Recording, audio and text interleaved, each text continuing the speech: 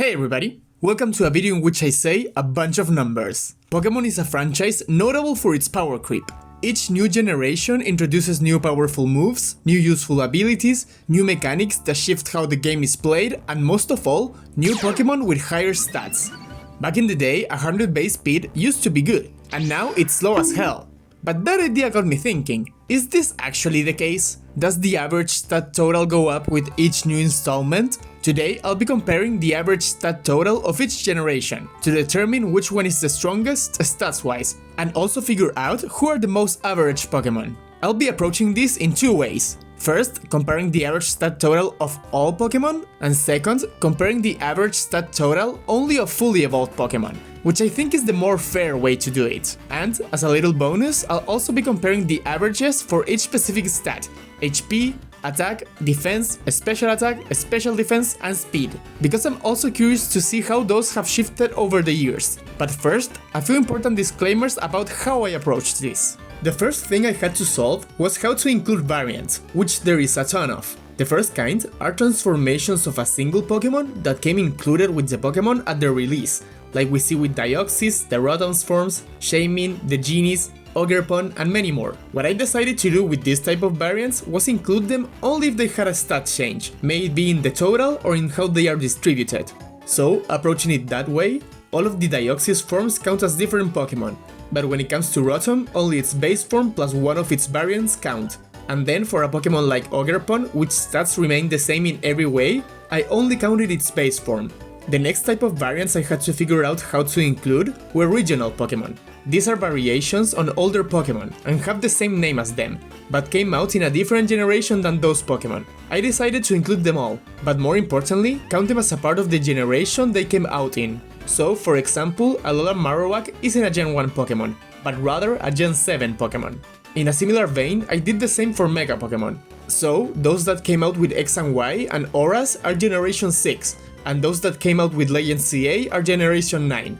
Another important disclaimer about Gen 6 and 9 is that in both cases I counted them twice, once without Megas and once with Megas, because I wanted to see how the generational stat total would change. Another important disclaimer is in relation to stat buffs and nerfs over the years. Some Pokemon have had slight stat changes since they were introduced, but for the purposes of this video, I am looking at their initial stats, in their debut generation, not at their current Gen 9 stats. And in the case of Gen 1 Pokemon, I counted their stats from Gen 2 onward, since originally there was no special defense and special attack split, they only had the special stat. And the final disclaimer is that Pokemon that got an evolution in a later gen were considered as fully evolved in their original generation. So for example, Porygon is a fully evolved Pokemon of Generation 1. With the disclaimers out of the way, let's get our calc and look at some numbers. And if you guys don't know, calc is short for calculator, I'm just using slang. So, let's answer the question, which is the strongest and the weakest Pokemon generation, stats-wise? Let's start by looking at the generations when considering all of their Pokemon, with their respective base stat total averages. At last place, we have Gen 2, with an average of 405.8. To the surprise of no one. It is followed by Gen 1, with an average of 406.1. Then we have Gen 3, with an average of 406.2, barely beating Gen 1. At 8th place is Gen 5, with an average of 433, and it is closely beaten by Gen 6, with an average of 434.2. Then having quite a bit of a jump is Gen 4 with an average of 449.3, and in 5th place is Gen 8 with an average of 452.6, barely beaten by Gen 7 with an average of 454.1. And for the bronze we have Gen 9 with an average of 459.3. In 2nd place we have Gen 9 with Megas with an average of 501.3, barely beating the 500 point mark. And in 1st place, the strongest generation stats-wise is Gen 6 with Megas, with an average of 506.3. Unsurprisingly, the generations which include Megas are the strongest ones when it comes to stats. But without counting those, at the top is the latest 3 generations. At the middle is the 3 middle generations, and at the bottom are the 3 oldest generations. Even though the rise in stats isn't fully linear, there's a clear upward trend as the years have gone on. It's interesting too that the only non-linear moments happen with generations in the same third.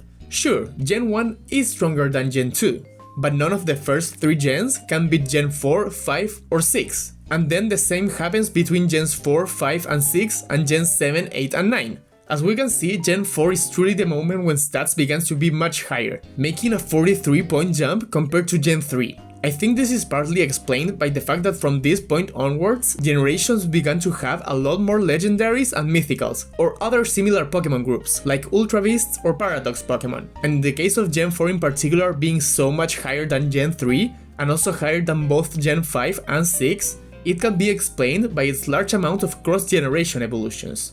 The average base stat total of all generations ends up being 446.2, making Liepard the most average Pokemon of all time stats-wise, with its base stat total of 446.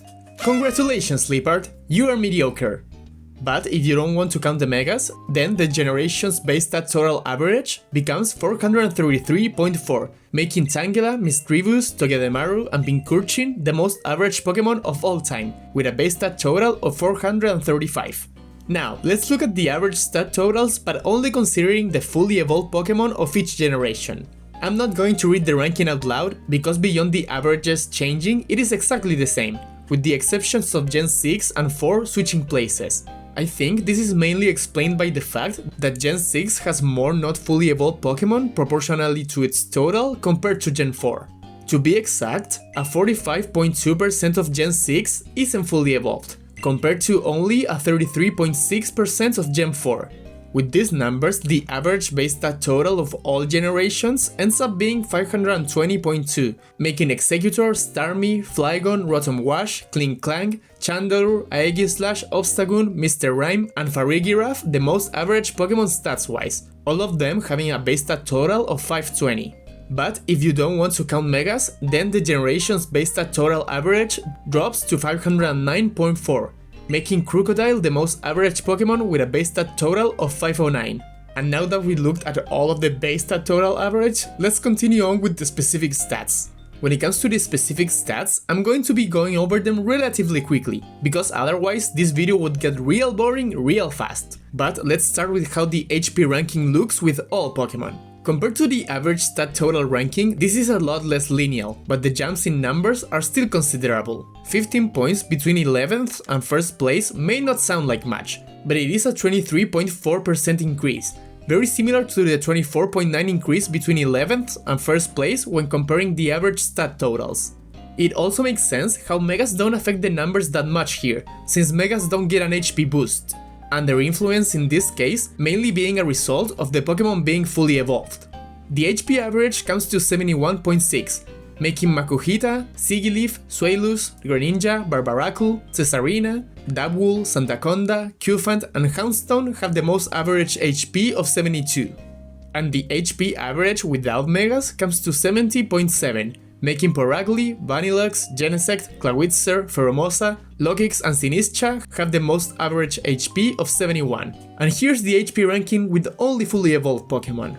I think it is interesting how Megas now outright lower the HP averages of both Gen 6 and 9, but once again it makes sense, considering that most Gen 6 Megas are from Gens 1 and 3, both of which have lower HP averages than Gen 6, and in the case of Gen 9, since that is the generation with the highest HP average, having Megas of older Pokemons naturally lowers the total HP average.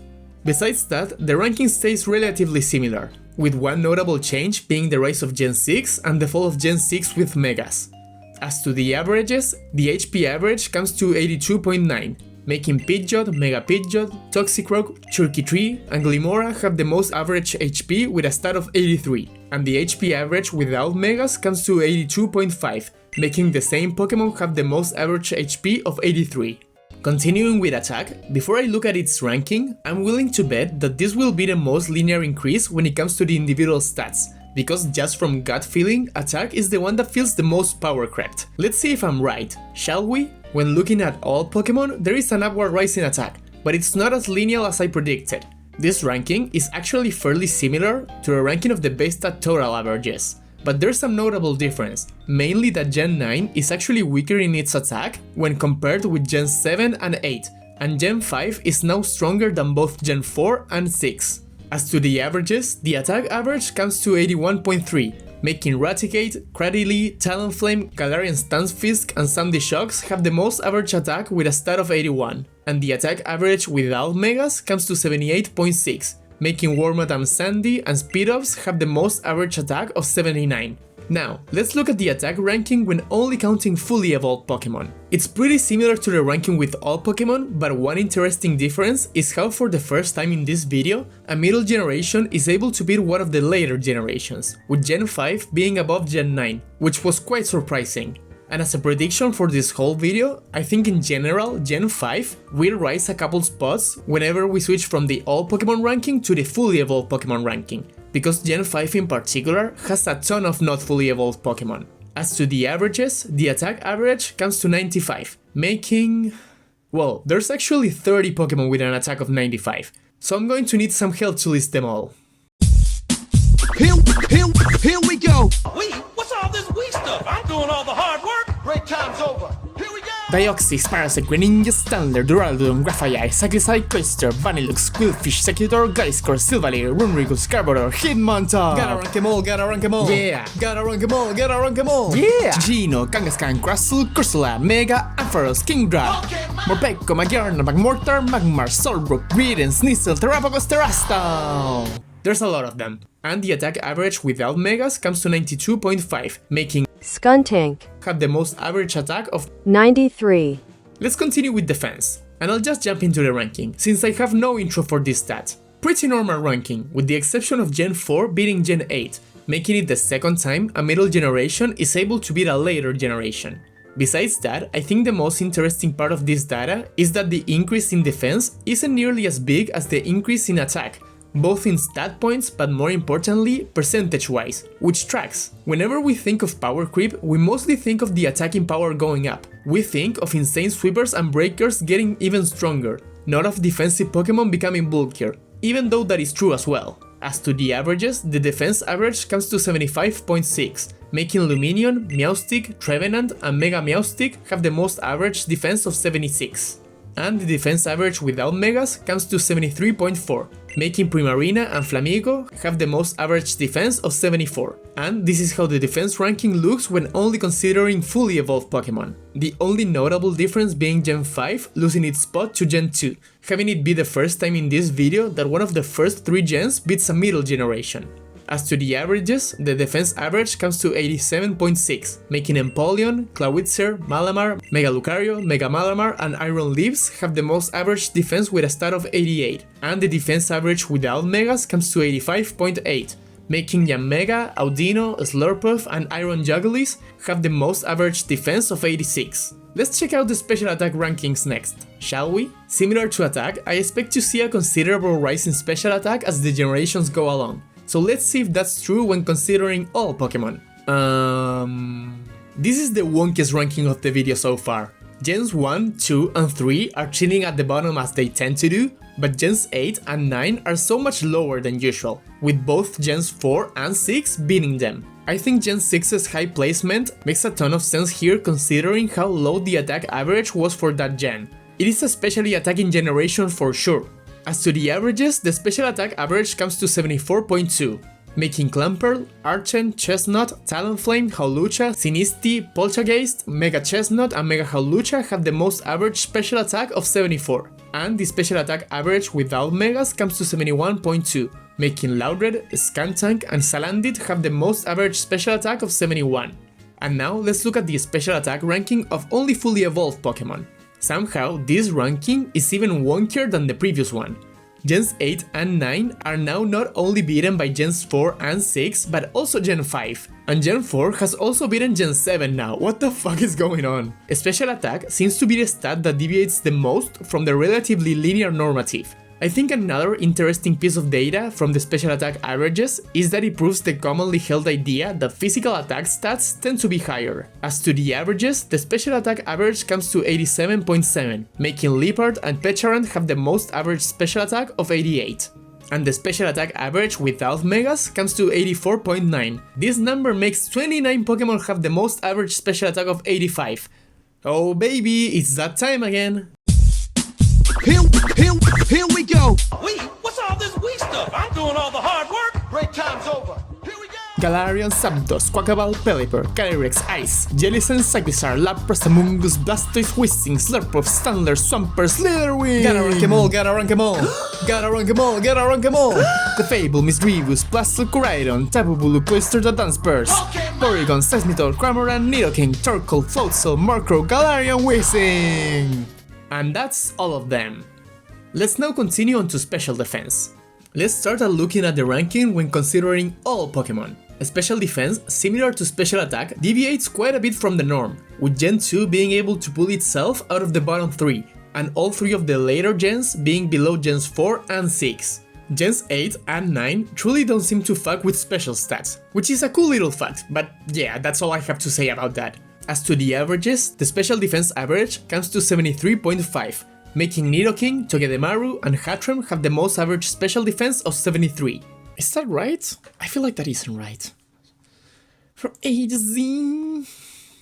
Oh yeah, there isn't a single Pokemon with 75. I think I saw it multiple times already. Okay, let's continue. And the Special Defense average without Megas comes to 71.4, making Whiscash, Infernape, Greninja, Pangoro, Churkitry, and Ash Greninja have the most average Special Defense of 71. And now let's look at only the fully evolved Pokemon. Now, this is the new wonkiest ranking. First of all, Gen 2 is so much higher than usual, being around the middle. And now, not only beating a middle gen, but also beating both Gens 8 and 9. For real, what is going on? And most notably, for the first time in the whole video, without counting the HP ranking, the gens with Megas don't take up the top 2 spots, with regular Gen 6 beating Mega Gen 9 for second place. When analyzing both of these rankings, we can notice a similar situation to the defense compared to Attack 1. The jump from the worst average special defense to the highest special defense, while considerable, isn't nearly as much as the jump from the lowest special attack to the highest special attack, both in points and percentage-wise. Once again validating that feeling that power creep is mainly an offensive phenomenon. As to the averages, the special defense average comes to 86.1, making Lumineon, Audino, Barbaracle, Speedops, Baxcalibur, Okidogi, and Mega Pyroar have the most average special defense with a stat of 86. And the special defense average without Megas comes to 84.4, making Galarian Stunfisk and Iron Thorns have the most average special defense of 84. Finally, let's get to our last individual stat of the video. Before I actually look at speed, I'm going to guess once again that this will be a pretty linear rise. Speed truly feels as if it has gone up considerably over the years, with the speed tiers becoming more and more competitive. So let's see if that's true, and for the last time in this video, check the ranking of all Pokemon. So, I was wrong. Now this is a wonky ranking. While Gens 8 and 9 remain near the top, everything else is a mess. Gen 1 is for once near the middle. Gen 6 and 7 are considerably lower than usual, and linearity is nowhere to be seen, as opposed to what I predicted. But let's put a pin on that for now and look at the speed averages. The speed average of all Pokemon comes to 70, making... Okay, let's do this one last time. Here we go. Wait, what's all this weak stuff? I'm doing all the hard work. Break time's over. Here we go. Naclstack, Natu, Ludicolo, Lunaton, Metiena, Morgrem, Mantine, Magneton, Toadschool, Solrock, Trico, Samurott, Decidueye, Vibrava, Castform, Hitmontop! Gotta rank 'em all, gotta rank 'em all. Gotta rank 'em all, gotta rank 'em all. Pelusa, Luxray, Wattrel, Volcanion, Sinistcha, Monkey, Metagross, Watching, Spearow, Poliwrath, Delcatty, Combi, Tentacle, Flapple, Skarmory! At least 1,000 stats or more to see. To fully butcher this song is my destiny. Sobble, Big Tribble, Dugong, Archang, Cloyster, Drifloon, Helioptile, Litten, Onyx, Bishop, Stonejourner, Poltergeist, Breloom, Politoed, Dragonair! And also Zorua, Hisui, Hoopa Confined, and Mega Swampert. I just couldn't fit them into the rhyme. That's right, there are 51 Pokemon with the most average speed of 70. That is 4.1% of the entire Pokédex, for a single stat number. And the speed average without Megas comes to 68.1. making Seeking, Exploud, Drillbur, Gogoat, Spur, Barbaracle, and Houndstone have the most average speed of 68. Okay, let's get back to that pin I mentioned. My impression about speed going up is rooted in competitive Pokemon, where only fully evolved Pokemon are used. So let's check the fully evolved ranking, and see if the increase in speed is more linear in there. Once again, I was wrong. This may be even more of a mess than the previous ranking.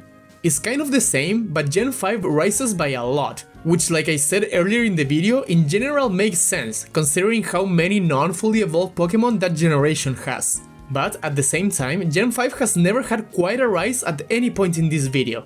I guess it is a pretty speedy generation, with Pokemon like Acelgor, Meloetta Pirouette, Tornadus Tyrian, Whimsicott and Zebstrika. Another interesting aspect of the speed stat is that it is the only category in which Gen 9 with Megas is able to beat Gen 6 with Megas, which is cool and probably the case because of these four fuckers.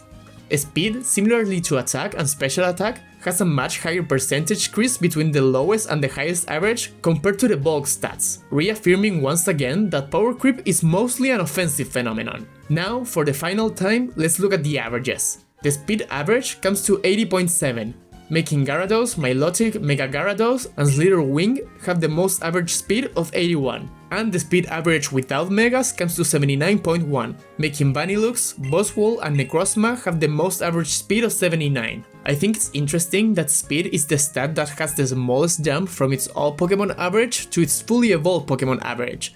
It's not that much less, mind you, HP and defense are also between 15 and 16%, but still. However, it does make sense when you consider that all of the other stats almost always go up when evolving, whereas speed at many times remains the same or even goes down by a little bit. But now that we've discussed all of the stats, the averages and all of that, let's see about wrapping this video up, shall we? Conclusion time. Yippee! That was a lot of fun numbers, weren't they? That's how the stats look, and those are the most average Pokemon. So, can I actually come with an interesting conclusion about this data? Well, I'll try. When looking at the base stat totals and the specific stats, the general idea remains the same. Indeed, power creep has gone on an upwards trajectory, even though it isn't as linear as I expected. That being said, Gen 9 does tend to top the charts, usually followed by Gen 7 and 8, with the first 3 gens remaining at the bottom almost always. And of course, Gen 6 with Megas and Gen 9 with Megas are almost always top 2. I think it is also interesting to consider that power creep has affected stats, not just with them being higher, but also more min-maxed. When looking at the rankings and the most average Pokemon of each generation, the earlier gens have much more ties than the later ones. And that is because stat spreads have become much less balanced and much more specific in the way they are distributed. With Gen 1, you have pretty balanced stat spreads, and Gen 3 has the extremely infamous and awful Hoenn special, whereas later Gen Pokemon are much more min-maxed, especially competitively viable Pokemon, which allows a Pokemon like Barraskewda to be a terrifying rain abuser, even with its low base stat total. Even if you look at the older Pokemon that are still viable, they mostly tend to be pretty well-rounded, mostly relying on their other good traits like abilities and move pools for their viability. So hopefully with this video I've proven what we all knew already. Power creep is indeed real, and it is going up, though not always in a fully straight line. I know stats aren't the complete picture, power creep isn't solely defined by them. What made Gen 9 such a step up in power level wasn't just the stats of the new Pokemon, but also many of their abilities such as Chiyu's Beats of Ruin and King Gambit's Supreme Overlord, some of the insane new moves like Annihilape's Rage Fist or Ogerpon's Ivy Gudgel, and mostly the Terra mechanic, which allowed setup sweepers to completely ignore their usual checks and allowed them more turns for setup, or to gain coverage to power through them. And previous to that, Gen 4 was one of the highest power level jumps simply due to the new physical special split, which allowed so many more Pokemon to use their better attacking stat. Power creep isn't just a statistic after all. However, I do think that having tangible numbers to point at and show how the power level has gone up is nice. And we do not only see it with stats, but also with moves. I'm pretty certain that the average base power of attacking moves has gone up considerably over the years. Hey, maybe I'll do a video covering that. No, I won't, I'll never do this again, I hate using Excel so fucking much. And speaking of Excel, if you want to check my spreadsheets with all the data, there's a link in the description. A huge thanks to Bulbapedia, whose stats charts I blatantly copied to make my own. But for real, I had this question about the stat averages and thought it would be interesting to answer it, and I hope you guys found it interesting too. Even if it's not really important to tangibly prove that power creep is real, looking at game data can be fun sometimes. Also, this video took so long to make, There was so much rewriting, fixing info, redoing charts, and creating so many visual elements. So if you made it this far, I would appreciate it if you guys subscribed, and also did that entire algorithm jazz, with likes, comments, and all that stuff. Hell, share it too if you can, that would be cool. And if I got anything wrong, please be nice to me. I know the tiniest detail could change everything, but it was so much data, dude. Okay everybody, have a nice day.